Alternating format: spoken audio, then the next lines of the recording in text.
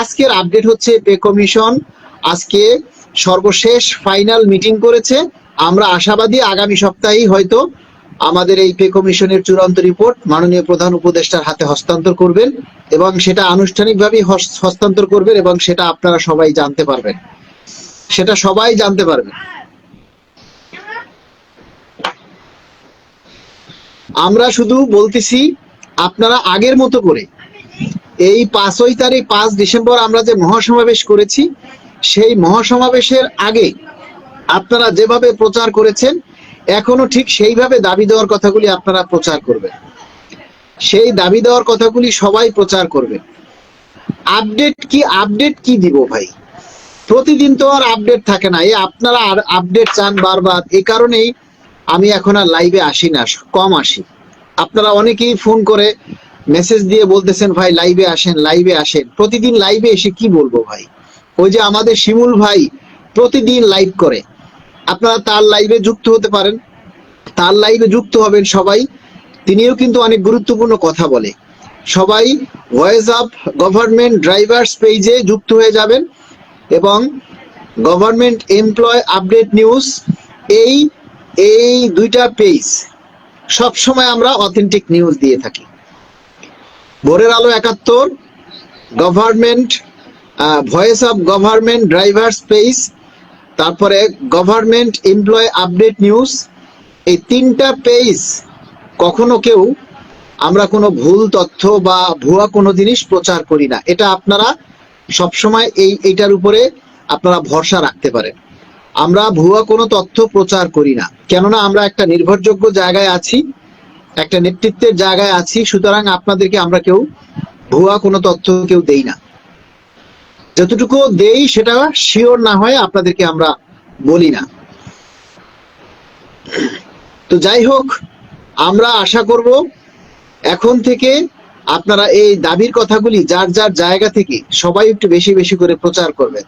সবাই যার যার জায়গা থেকে দাবির কথাগুলি বেশি বেশি প্রচার করবেন। আপনারা আপনাদের এই দাবির কথাগুলি যার যার জায়গা থেকে বিভিন্ন আইডি থেকে সবাই আপনারা কিন্তু প্রচার করা থামিয়ে দিয়েছেন।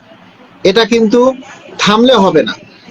আমরা তো এখন অনলাইন যোদ্ধা ভাই, অনলাইনেই আমাদের এখন দাবির কথা বলতে হবে। কেননা যেহেতু নির্বাচনের শিডিউল হয়েছে, নির্বাচনের নিয়ম কানুন শৃঙ্খলা মেনেই কিন্তু আমাদেরকে চলতে হবে।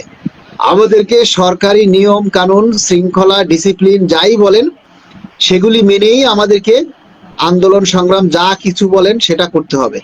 আজকে ভাই এই যে পে স্কেলের দাবিটা শুধু আপনাদের আর আমাদের না, পুলিশ বলেন, র্যাব, সেনাবাহিনী, নৌবাহিনী, বিমান বাহিনী, বিজিবি, ফায়ার সার্ভিস, আনসার বাহিনী, যাদেরকে বলেন সকলের দাবি এটা।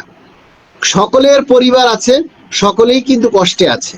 সুতরাং আপনারা এই যে লাইভে আছেন, এখন আপনারা বলেন তো, সবাই আপডেট জানতে চাচ্ছেন। আজকে 2400 পর্যন্ত মানুষ, এখনো 2100 লাইভে আছেন। কতজনে শেয়ার করেছেন বলেন তো? বলেন আপনারা কতজন মানুষ শেয়ার করেছেন?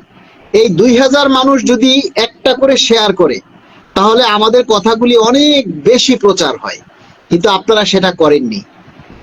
সেটা আপনারা করেননি কেননা আপনারা চান সবকিছু ফ্রিতে ঘরে বসে পেতে চান। আপনারা দাবি দেওয়ারগুলি প্রচার করার ক্ষেত্রে কেউ কিন্তু এই ভূমিকাটা কেউ রাখতে চান না। মাত্র 370টা শেয়ার করেছেন, মাত্র 370 জনে শেয়ার করেছেন, অথচ আজকে 2500 পর্যন্ত আপনারা লাইভে উঠেছেন, লাইভে এসেছেন। তাহলে আপনারা যদি আপনাদের দাবির কথাগুলি যদি শেয়ার করতে না পারেন তাহলে কিভাবে হবে? আজকে এমপিওভুক্ত শিক্ষকদের যে নেতা আজিজি, দেলোয়ার হোসেন আজিজি স্যারের সাথে কথা হয়েছে। তিনি অনেক পরামর্শ দিয়েছেন, অনেক গাইডলাইন দিয়েছেন এবং আগামী 20 তারিখ যে সাংবাদিক সম্মেলন হবে সেই সাংবাদিক সম্মেলনে ওনাকে উপস্থিত থাকার জন্য অনুরোধ করেছি এবং উনি বলেছেন যে উনি উপস্থিত থাকবেন। আগামী 20 তারিখ দেলোয়ার হোসেন আজিজি স্যারও আমাদের সাংবাদিক সম্মেলনে উপস্থিত থাকবেন এবং তিনি আরো অনেকগুলি কথা বলেছেন যেগুলি আমি নীতি নির্ধারকদের কাছে জানিয়েছি। আমাদের ড্রাইভার অ্যাসোসিয়েশনের যে সদস্য সচিব হুমায়ুন কবির ভাইকে আমি জানিয়েছি, তিনি সেই অনুযায়ী সেই পথে চলার জন্য, সেই কাজগুলি করার জন্য উনি চেষ্টা চালিয়ে যাচ্ছেন, দেখা যাক কি হয়।